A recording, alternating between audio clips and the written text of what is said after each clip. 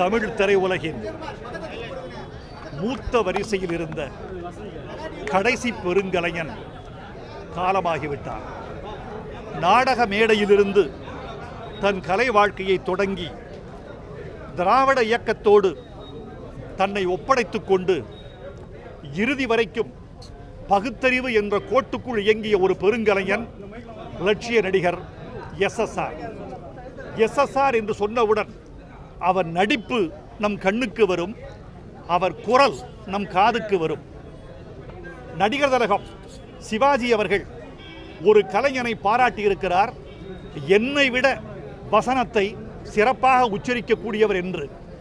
அப்படி நடிகர் திலகத்தால் வசன உச்சரிப்புக்காக பாராட்டப்பட்ட பெருங்கலைஞர் லட்சிய நடிகர் எஸ்எஸ்ஆர். கலைஞரின் பூம்புகார் அவருக்கு ஒரு காவிய பெருமையை பெற்றுக் கொடுத்தது. கை கொடுத்த தெய்வம் சிவாஜிக்கு இணையான நடிகர் என்ற பெருமையை கொடுத்தது. சாரதா என்ற படம் தமிழ்நாட்டின் மிகச்சிறந்த குணச்சித்திர நடிகர் என்ற பெருமையை அவருக்கு பெற்றுக் கொடுத்தது. தமிழ் திரையுலகின் மிகப்பெரிய கலைஞன் ஒரு வெற்றிடத்தை உண்டாக்கிவிட்டு போய்விட்டார். திராவிட இயக்கத்தை தொடக்க காலத்தில் கட்டி காத்த முக்கியமான கலைஞர்களுள் ஒருவர் லட்சிய நடிகர் எஸ்எஸ்ஆர். அவரை எங்களால் மறக்க முடியாது. ஏனென்றால் தேனி, ஆண்டிபட்டி 2 தொகுதிகளுக்கும் அவர் சட்டமன்ற உறுப்பினர். அவர் தொண்டுகளால் எங்கள் தொகுதி பயன்பெற்ற காலம் உண்டு. அவரை மறக்க இயலாது.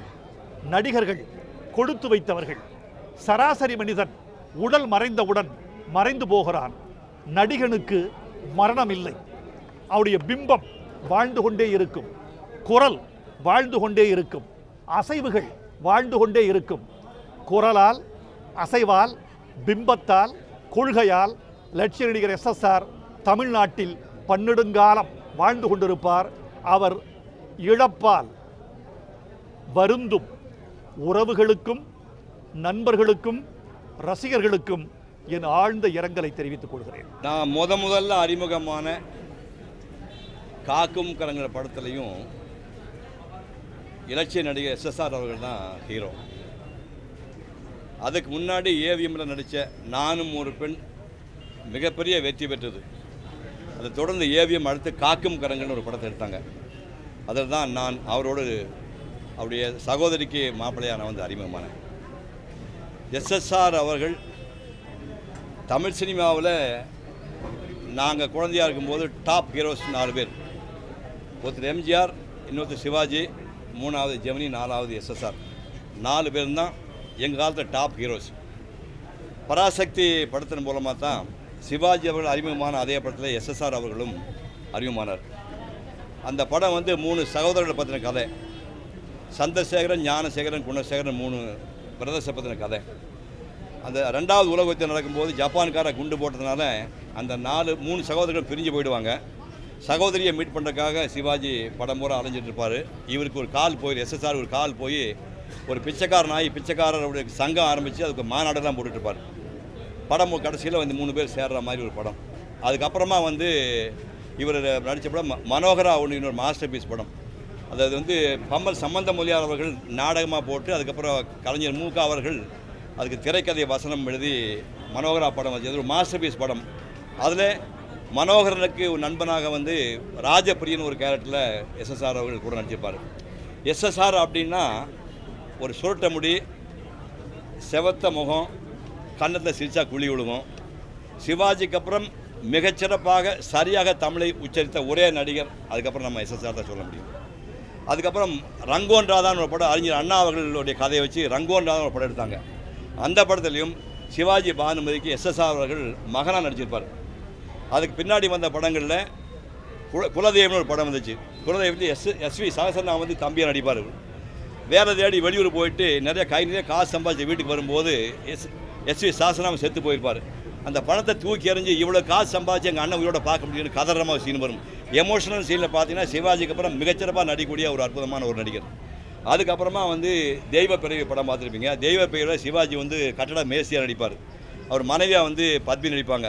எஸ்எஸ்ஆர் வந்து குழந்தை பையனாக இருக்கும்போதே சிவாஜி எடுத்து வளர்த்து ஆளாக்கியிருப்பார். பின்னால் வந்து சிவாஜி சமையல்காரனோட பத்மி சந்தேகப்படான வரும்போது எங்கள் அக்காவை சந்தேகப்பட்டியான சட்டையை பிடிச்சி குலுக்கி ஒரு எமோஷனல் சீன் பண்ணுவார். இதை பண்ணும்போது கிருஷ்ண பஞ்சி சொன்னாங்க இது ஒரே ஷாட்டாக எடுத்துலான்னு சொல்லும்போது பண்ணிடலான்னு சொல்லிட்டாரு.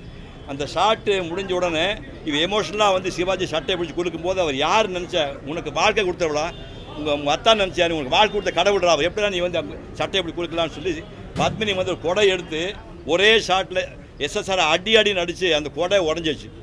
ஷாட் ஓகே ஆகிடுச்சு. 3 நாள் எஸ்எஸ்ஆர் படிக்கல இருந்தார். அந்த மாதிரி எமோஷன் சீன்லாம் அப்புறமா பண்ணவர். அவர் நடித்து முதலாளியின் படம் தான் முதல்ல எனக்கு தெரிஞ்சு வந்த படம். ஏரி கரையின் மேலே போகிறவளை பெண்மையிலேன்னு சிதம்பர சேராமன் பாட்டு ஒன்று இருக்குது. இது ஒரு மேடை மேலே வந்து ஒரு ஏரி மேலே வந்து தேவியாக போயிட்டுருப்பாங்க. அந்த சீன் எனக்கு இன்னும் மனசுக்குள்ள இருக்குது. அவர் நடித்த மிகச்சிறந்த படமாக முதல்ல அறிமுகமானது முதலாளி. அதுக்கப்புறம் அவர் நானும் ஒரு பெண். அதுக்கு பின்னாடி வந்த படங்களில் கலைஞர் எழுதின பூம்புகார். இவர் வசனத்துக்காகவே கலைஞர் வசனத்துக்காக ஓடின படம் பூம்புகார். அதே மாதிரி கண்ணதாசன் அவர்கள் வசனம் எழுதி மிகச்சிறப்பாக ஓடின படம் கட்டபொம்மன் கோட்டியாக வந்த படம் மருது சகோதரர்கள் கதையை வச்சு வந்த படம் சிவகங்கை சீமை. அந்த படம் இன்றைக்கி நீங்கள் பார்த்தீங்கன்னா அந்த தமிழ் உச்சரிப்பு யாருமே பண்ண முடியாது. ஆக நிறையா படங்களில் பண்ணவர். அண்ணாவுடைய பாசத்துக்குரிய தம்பிகள் ஒருத்தராக இருந்தவர்.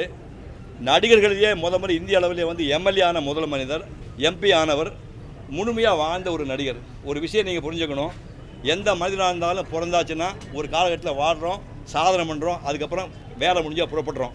இந்த புறப்பட்டு போகும்போது நல்லா ஞாபகம் வச்சுக்கணும், நம்ம கண்ணால் சந்தோஷமாக பார்க்க முடியணும், காதால் கேட்க முடியணும், வாயால் பேச முடியணும், காலால் நடக்க முடியும். இந்த மாதிரி கண்டிஷனில் மனிதன் வந்து உலகத்தை விடைபெற்றுக் கொள்ள தான் பெருமைக்குரிய விஷயம். அது இல்லாமல் போய் அப்போலோ ஆஸ்பத்திரி விஜய் ஆஸ்பத்திரியில் போய் இங்கே ஒரு ஒயரு இங்கே வயிற்றில் ஒரு ஓட்டை இங்கே ஒரு ஒயரை மாட்டிக்கிட்டு பேச முடியாமல் பார்க்க முடியாமல் கண்ணில் தண்ணி விட்டுட்டு மாசக்கண்ணுக்கு இருந்து போகிறது வேஸ்ட். இதைத்தான் வந்து திருமுறை அந்த காலத்தில் சொல்லிட்டார். ஊரெல்லாம் கூடி ஒலிக்கு அழுதுட்டு பேரனை நீக்கி பிணமென்று பேரிட்டு சூறையங்காட்டிடை கொண்டு போய் சுட்டிட்டு நீரினில் மூழ்கி நினைப்பொழிந்தார்கள். எப்பேற்ற மனுஷனாக இருந்தாலும் இதுதான் கதை. அவரை பொறுத்தவரையும் எங்கள் மாதிரி நடிகர்களுக்கு ஒரே ஒரு வசதி என்னென்னா உடல் ரீதியாக அவர் நம்ம விட்டு போயிடலாம், ஆனால் அவர் நடித்த படங்கள் மூலமாக என்றென்னும் நம்மோடு வாழ்ந்து கொண்டே இருப்பார். வணக்கம். இது இண்டஸ்ட்ரிக்கு தாங்க முடியாத இழப்பு. எங்கள் லட்சிய நடிகர் ராஜேந்திரன் அவர்கள் இந்த மறைவு வந்து சாதாரண சோகத்தை கொடுக்கல. ஏன்னா இப்போ தான் போன வாரம் தான் நடந்த நடிகர் சங்க கமிட்டி மீட்டிங்கில் திரு ரஜினி அவர்கள் சொன்னதுக்கேற்ப வாழும் காலங்களையே அவருக்கு ஒரு பெரிய விழா எடுக்கணும், பாராட்டு விழா எடுக்கணும்னு நாங்கள்லாம் பிளான் பண்ணியிருந்தோம். அதுக்காக வந்து மிகப்பெரிய பிளானை வந்து திரு சரத்குமாரும் ராதாரவி அவர்களும் மேற்கொண்டிருந்தாங்க. ஆனால் இந்த இழப்பு சடனாக நடந்த இந்த டிமைஸ் வந்து மறக்க முடியாத வருத்தத்தை தெரியுது. ஏன்னா இன்னொரு நடிகர் வந்து இந்த மாதிரி தமிழுக்காக தமிழை நேசிக்கும் ஒரு கலைஞனாக பிறப்பாருங்கிறதே ரொம்ப சந்தேகம். அது வந்து இண்டஸ்ட்ரிக்கு ஏற்பட்ட ஒரு பெரிய இழப்பு தான். 70 வருடங்களுக்கு முன்பே நாடகத்துறையிலே வெற்றிகரமாக அடியெடுத்து வைத்தவர். 60 வருட காலமாக திரைத்துறையிலே 100 படங்களுக்கு மேல் கதாநாயகனாகவும் குணச்சித்திர வேடத்திலும் நடித்து தனக்கென ஒரு தனி முத்திரையை பதித்தவர். எஸ்எஸ்ஆர் என்று அனைவராலும் அன்பாக அழைக்கப்பட்டவர். சட்டமன்ற உறுப்பினராக, நாடாளுமன்ற உறுப்பினராக பணி செய்தவர். அவர்களுடைய இழப்பு என்பது தமிழக கலைத்துறைக்கும் அவர்களது குடும்பத்தாருக்கும் பேரிழப்பு. அன்னாரது ஆன்மா சாந்தியடைய இறைவனை வேண்டுகிறேன்.